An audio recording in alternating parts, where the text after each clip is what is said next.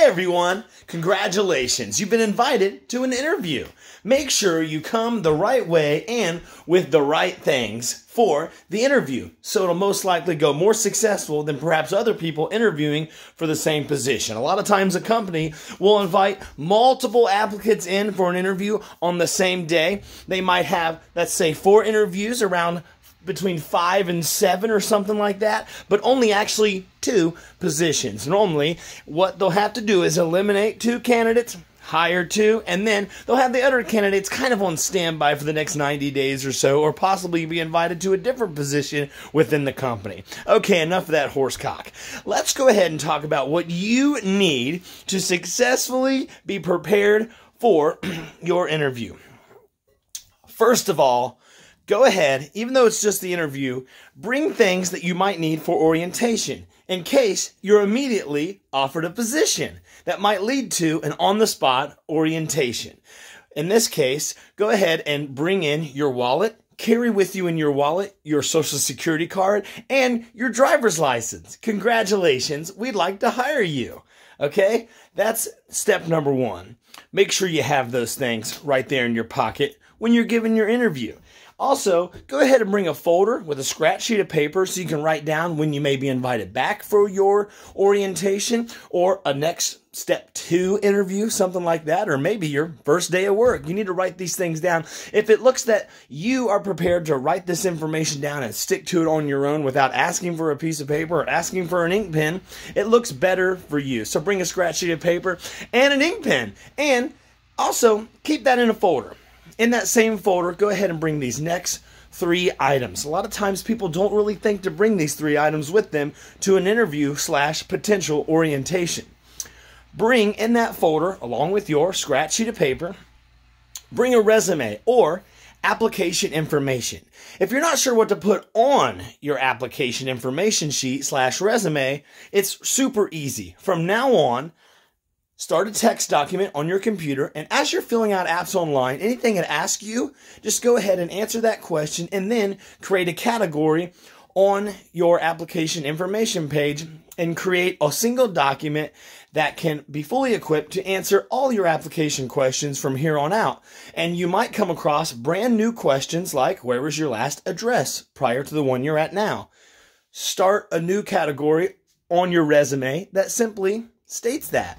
Easy, right? Let the applications you're filling out now help you think of what to include on your resume. Start with the basics: name, email, address, telephone number. Okay, then go work your way down. Do about 5 to 6 work histories, including the names of previous supervisors. Okay, and how to get a hold of them, even if it's some made-up bullshit. You know what I mean? Just people are so desperate for work right now, they don't give a rat's cock bag about most of that stuff. But it looks really good if that's on there. Anyways, ask me to do a video on what your resume should include, or just start tabulating your resume right now based off what the applications are asking you about. Okay? So have your resume, your scratch sheet of paper. Go ahead and bring a photocopy of a blank check and another piece of paper with simply your bank account information in case, boom, like I said, in case you get offered a job right there on the spot. You want your, what's it called? Bank information right there, baby. You know what I'm saying? That way it looks like you're ready. You've thought ahead. You're ready to rock and roll. Last but not least, also have a printout typed paper of your availability. If your availability may be different for one job over another, let's say you're looking for morning work and you need supplemental hours in the afternoon or weekend only, make sure you're giving them the correct printout of availability. If an interviewer asks you, when can you work, pull out your availability sheet and say, if this helps, go ahead and hang on to this if you want, but my hours are XYZ. You get me? Okay? You'll need those things. What do you need so far?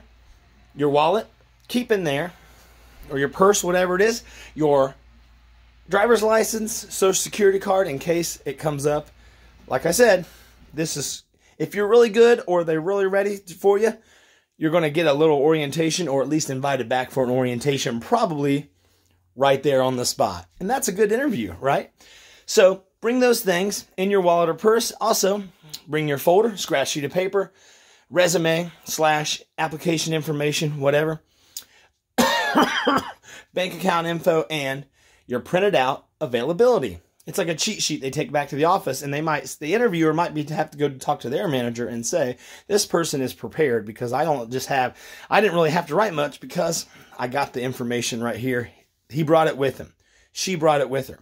Whatever the case, you're in, baby. You're in like a dirty shirt, baby. Oh, okay. Also, some will tell you it's taboo to bring in your cell phone into a job interview. Not the case. Put your phone on silent, but leave it on because you'll want to have the correct date when you fill out information. And you even might want to know what time it is.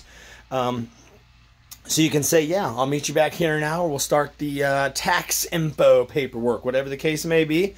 But the main reason you need your cell phone on you is for your emergency contact information. An employer wants to put on your employee file emergency contact information, and don't just write 911.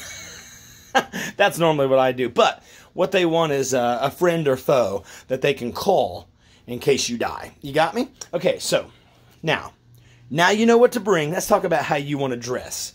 You don't want to dress like me. Right now, I am in the buff, dick swinging, in the privacy of my own living chin, okay? You don't want that, obviously, unless you're, I guess, auditioning for a job at a titty bar. I don't know. Maybe Hooters. Just let them out. All I'm saying is dress okay. Now, in 2021, you don't have to do the suit and tie deal. It's not really a cultural norm anymore. When I go to an interview, I'm rocking clean, not ripped or faded blue jeans, just normal blue jeans like was cool back in the day. And either tennis shoes or dressy shoes, whatever, with a belt. And I don't tuck my shirt in, but I like to do like a nice churchy type shirt with the tri-button, the triple button right there, and maybe leave the top one popped open like I'm here to party, but I'm still business savvy. You know what I mean? So there you go. There are the tips for success just for you. And then when you get the job because of this video and you make loads of shitloads of money, go ahead and buy me dinner because, you know, I'm the one who helped you get there, right? Okay, I'm going to go smile less now and go back to reality. But good luck on your interview, and I really hope it leads to a position. And if you want a guaranteed position, come on over. I got a position you can get into, baby.